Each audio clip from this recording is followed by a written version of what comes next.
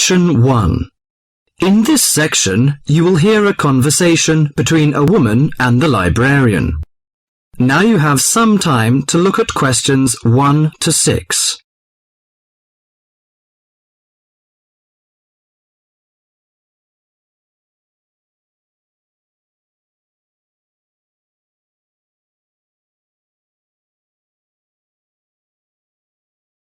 Now listen to the talk and answer the questions 1 to 6. Good morning. Good morning. Can I help you? Yes, I'd like to join the library. We're new to the district, you see. Certainly. Well, all we need is some sort of identification with your name and address on it. Oh dear.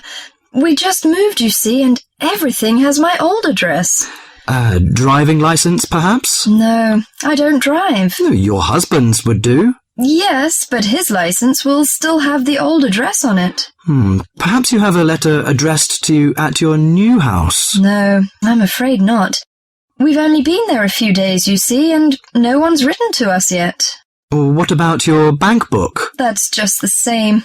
Oh dear, and I did want to get some books out this weekend. We're going on holiday to relax after the move, you see, and I wanted to take something with me to read. Well, I'm sorry, but we can't possibly issue tickets without some form of identification. What about your passport? What? Oh yes, how silly of me. I've just got a new one, and it does have our new address. I've just been to book our air ticket, so I have it on me. Well, that's all right. Your ticket will be ready soon. Okay, how many books am I allowed to take out? You can take 4 books out at a time, and you can also get 2 tickets to take out 3 magazines or periodicals. Newspapers, I'm afraid, can't be taken out. Oh, that's fine. Do you have a record library? Some libraries do, I know. Yes, we do. You have to pay a deposit of $5 in case you damage them, but that entitles you to take out 2 records at a time. That's good. Could you show me where your history and biography sections are, please? Yes, just over there to your right. If there's any particular book you want, you can look it up in the catalogue, which you'll find just around the corner. You can also find a touchscreen information service on level 2. Thank you. Oh, and how long am I allowed to keep the books for? Well, the normal loan period is 3 weeks, with 2 weeks extension. Oh dear. We're going away for 4 weeks. Can I renew them now? I'm afraid not. You must do that at the end of 3 weeks. I see. Thank you very much.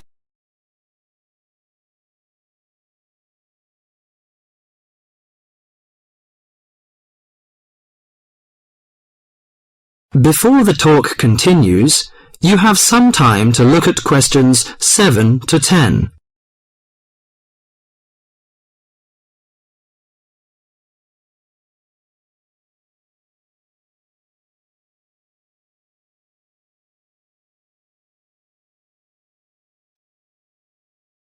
Now listen to the talk and answer the questions 7 to 10. Well, let's go into some details. Your name, please, madam? My name is Barbara. The surname is Cooper. It's spelt as Cooper. Fine. And what's your contact number? If we have new books coming, we can contact you in time. Good. You can call me on 723-6518, but it's better after 5 p.m. You know I have to work during the daytime. Do you need the office number? I don't think so. It's enough. Could you tell me the address? I lived in King Road, but of course you need my new address. It's 25 St. Mary Road, Hanwell. That's Hanwell. Is that right? Yes. Do you need the passport number? I just brought it with me. Here you are. Yes, thank you.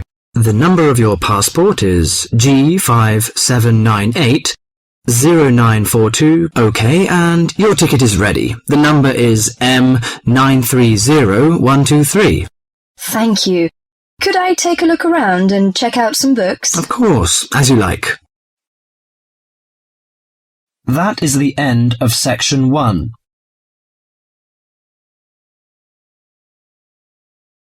You now have half a minute to check your answers.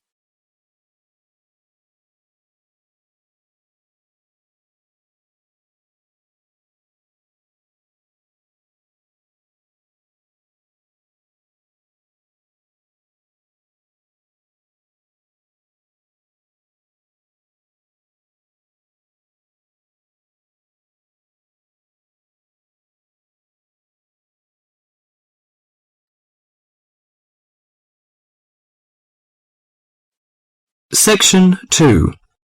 In this section, you'll hear an introduction on cheese making. You have half a minute to read the questions 11 to 20 first.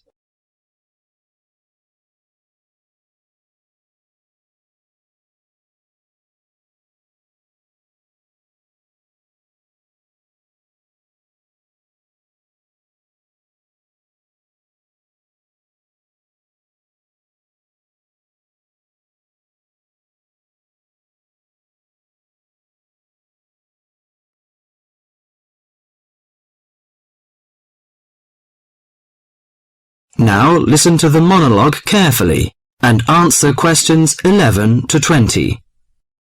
Cheese is one of those foods that we tend to take for granted as always having been with us, and it's odd to think that someone somewhere must have discovered the process to make cheeses. That takes place today. In the studio to tell us all about it is Monica Maxwell. Today, we all know that the process of making cheeses takes place when microorganisms get into milk and bring about changes in its physical and biochemical structure. Well, obviously, we don't know who discovered the process, but it's thought that it came from Southwest Asia about 8,000 years ago. In the early time, there were mainly two types of cheeses. One of them was rather tasteless and bland, in the case of the so-called fresh cheeses, which are eaten immediately after the milk has coagulated. And another one was rough-tasting and salty, in the case of the ripened cheeses, which are made by adding salt to the soft fresh cheese and allowing other biochemical processes to continue so that a stronger taste and a more solid texture resulted. The ancient Romans changed all that. They were great pioneers in the art of cheese-making, and the different varieties of cheese they invented and the techniques for producing them spread with them to the countries they invaded.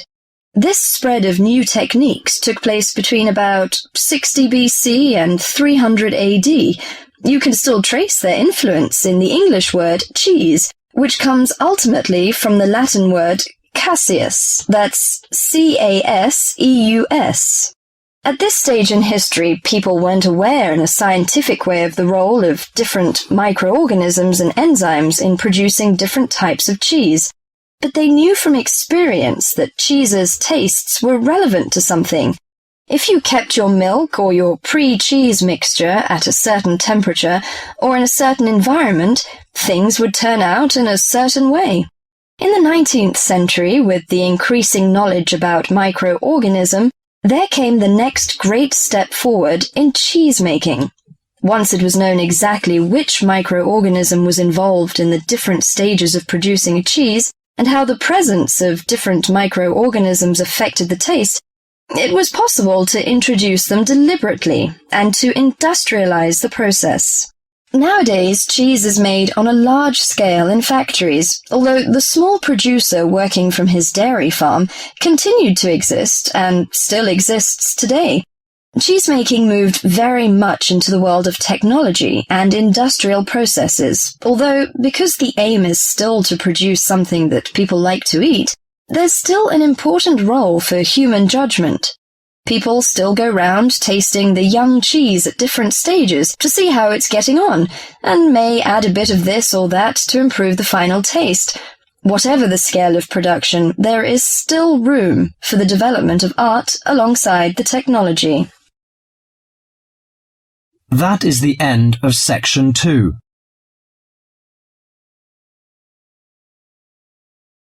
You now have half a minute to check your answers.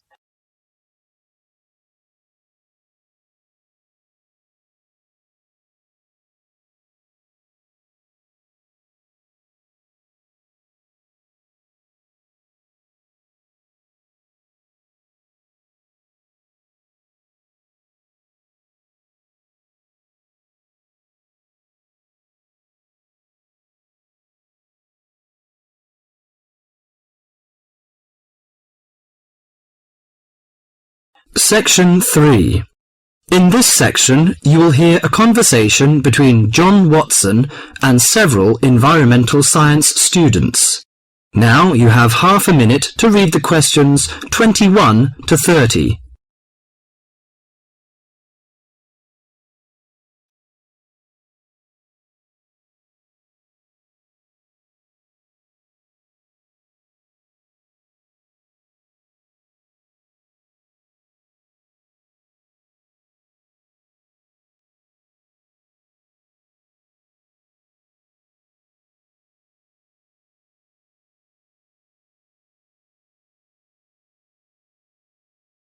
Now listen to the conversation and answer questions 21 to 30. Good morning, everyone. I'd like to introduce our guest to you, John Watson. We're delighted to have John with us today to share his views on conservation. As environmental science students, I know you'll have a lot of questions.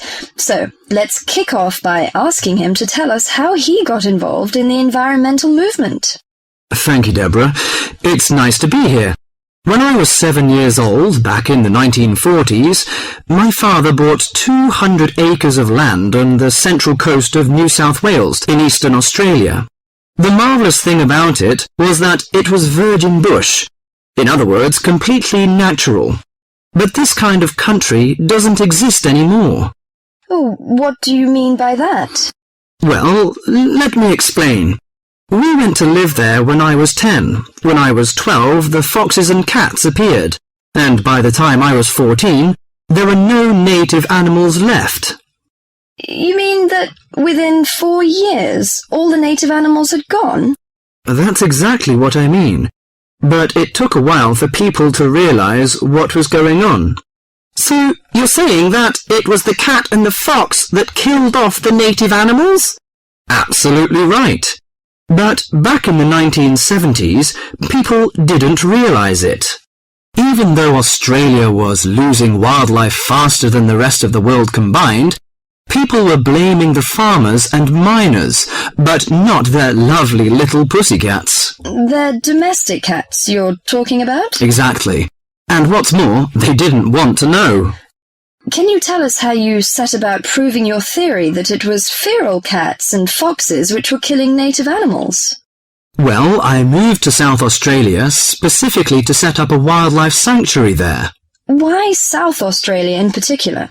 I chose South Australia because it was the only state where it was still legal for me to fence off an area and put back locally extinct animals. That was very far-sighted of them, wasn't it? Well, not exactly. They just hadn't got around to making it illegal. Though they soon tried to, once they realized what I was doing. Did you ever get into trouble for your actions? Yes, once or twice.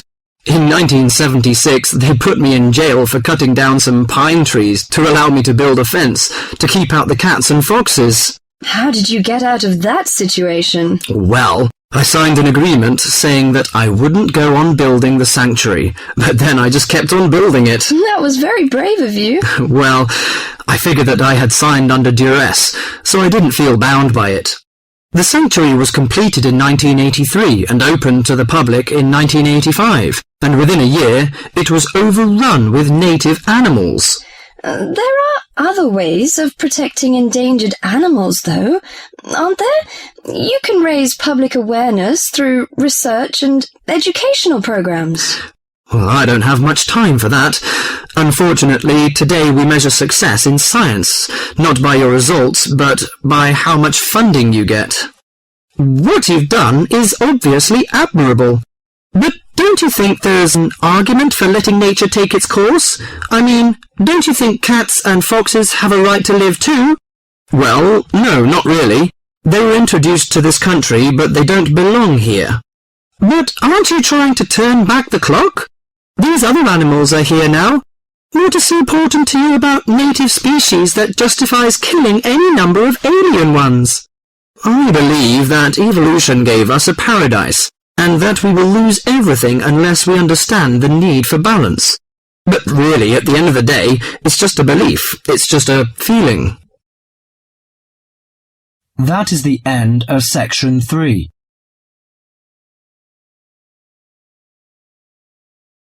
You now have half a minute to check your answers.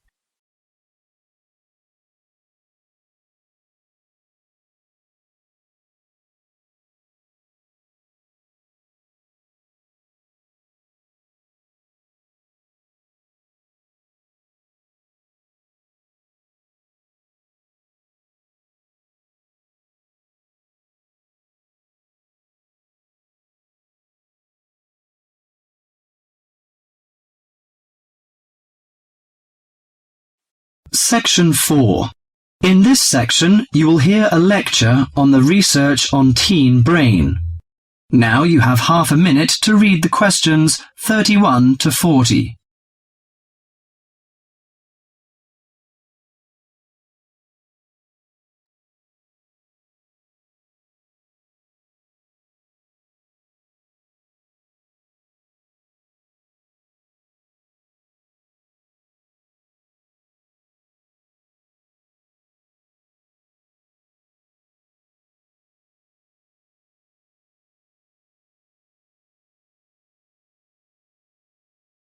Now listen to the lecture and answer questions 31 to 40.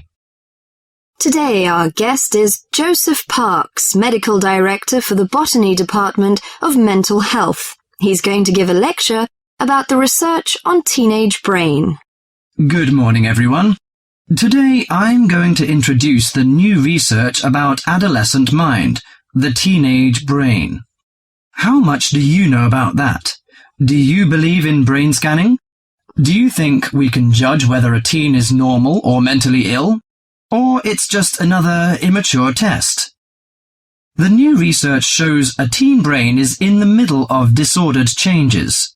Those changes, scientists now believe, are so significant that they may reveal the mysteries of mental illness, explaining why some teens commit suicide, why others harm their classmates, and why some emerge later in life with mental disorders.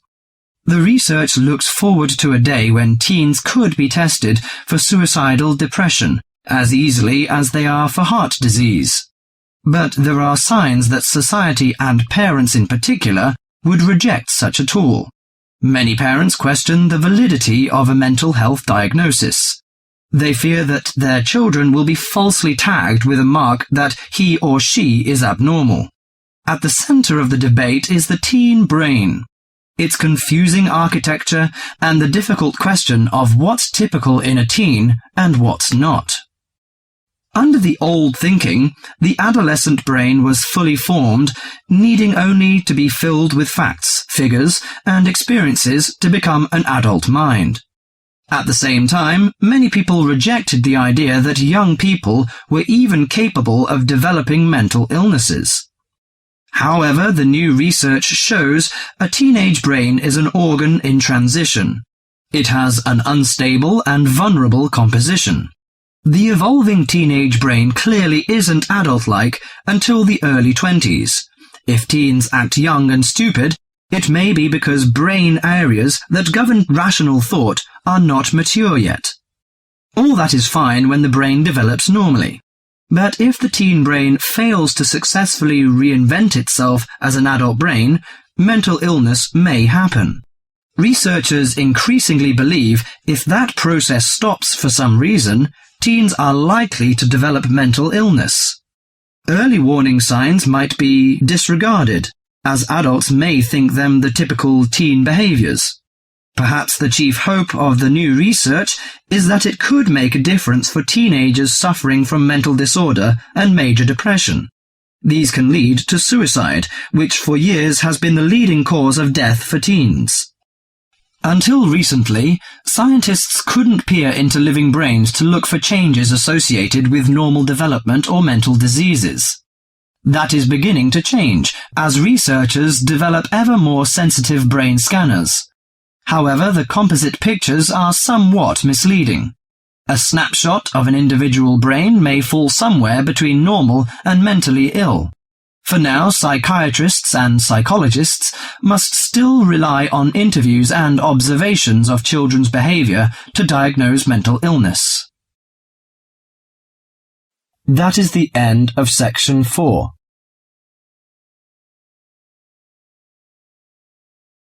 You now have half a minute to check your answers.